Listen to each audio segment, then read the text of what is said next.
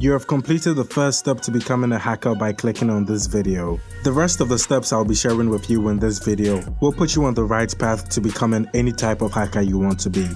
Before we begin, show your support for this channel by subscribing and turning on the notifications so you don't miss any new content. Now, how can you become a hacker?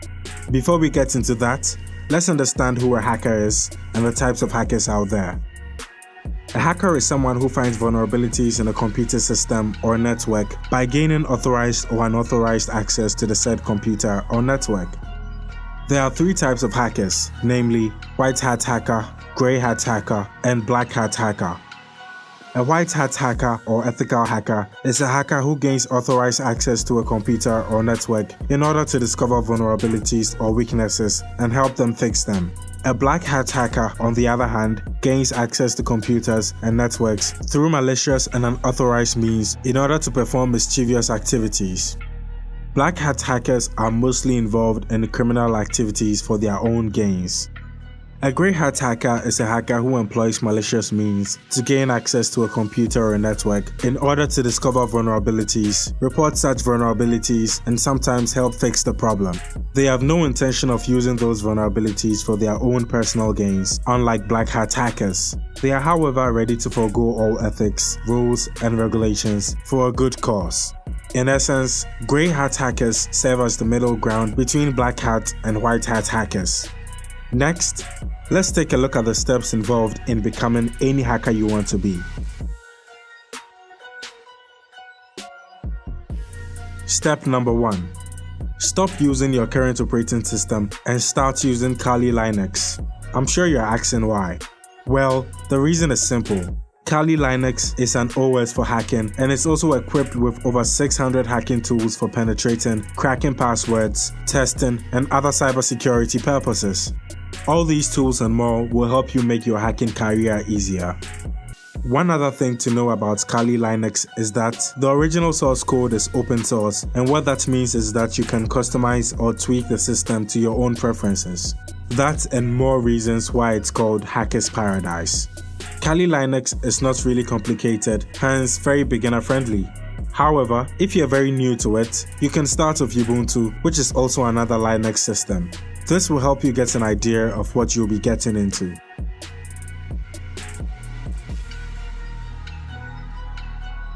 The next step is to have a clear understanding of computer networking. It's very important to know what goes on in the background. Having a clear understanding of networking and its various protocols will make it easier for you to be able to manipulate them and get them to do your bidding. It will be difficult to gain access to networks, whether legally or illegally, when you don't have an idea of how these systems and networks operate. If you want to become a very good hacker, then the next step for you is learning programming. Kali Linux, as I said before, comes with over 600 hacking tools and they don't require any programming to be able to use. But then, if you want to take hacking seriously and be very good at it, then you'll need to learn programming. If you have no idea which programming language to learn, you can begin with front-end languages such as HTML, CSS, and JavaScript. These three languages are not difficult to learn and also offer lots of creativity and flexibility. After that, you can add a backend language such as PHP. One language you should learn no matter what is Python. Python is very essential for hacking and is also easy to learn and use as a beginner.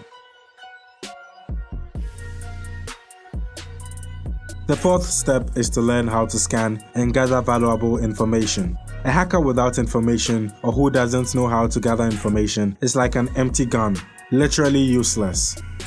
As a hacker, you should be able to scan and gather information on networks, websites, systems, and more so as to know how to get in or out.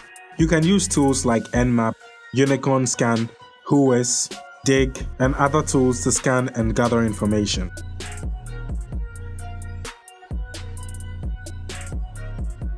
The fifth step in the process of becoming a hacker is to understand server and client-side attacks.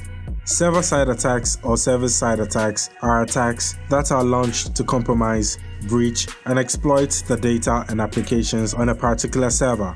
Examples of server-side attacks include SQL injection, DOS, and DDoS attacks, amongst others, whereas client-side attacks are targeted at the software or applications on the desktop of a client or user. Client-side attacks occur when a user downloads malicious content. Understanding these types of attacks will help you understand how to initiate and stop them when necessary. The last step you need as a hacker is to acquaint yourself with the latest and popular hacking tools. Examples of such tools are Metasploit. Metasploit is primarily a white hat hacking tool that's used for vulnerability assessment and penetration testing. It's very popular because it makes hacking really easy. Jack the Ripper. Jack the Ripper is a very powerful and one of the oldest password cracking and testing tools. It's designed to test password strength and crack passwords via dictionary attacks. Next on the list is Beef. Beef is the abbreviation for the Browser Exploitation Framework. It is a penetration testing tool that focuses on web browsers. It is used to hook one or more web browsers and use them as beachheads to initiate command modules and further attacks. Burp Suite. Burp Suite, or Burp as it's commonly called, is the most widely used web vulnerability scanner. It's a proxy-based tool used to evaluate and test the security of web-based applications. Nmap. Nmap is one of the most popular and free network discovery tools. It's used to find live hosts on a network, ping sweeps, OS detection, and perform port scanning. Wireshark. Wireshark is the most popular packet sniffer in the world. What it does is to capture packets of data within a network, such as from your computer to your home office or the internet, and display them in a readable form to the end user. SQL Map. SQL Map is a well-known SQL injection automation tool that's used for exploiting databases and hacking. It can also read and write files on remote file systems in certain instances. So these are the main steps you will need to follow if you plan on becoming a hacker. Follow these steps and also get your hands on the popular hacking tools, and you'll be on the path to becoming a very good hacker. The type of hacker you intend to be will depend on your own morals and principles, but have in mind that the black and grey hat hacking are illegal and might get you into serious trouble when caught. Thanks for getting to the end of this video. Do well to subscribe if you haven't done so already, and leave a like or comment. Until the next video, it's bye for now.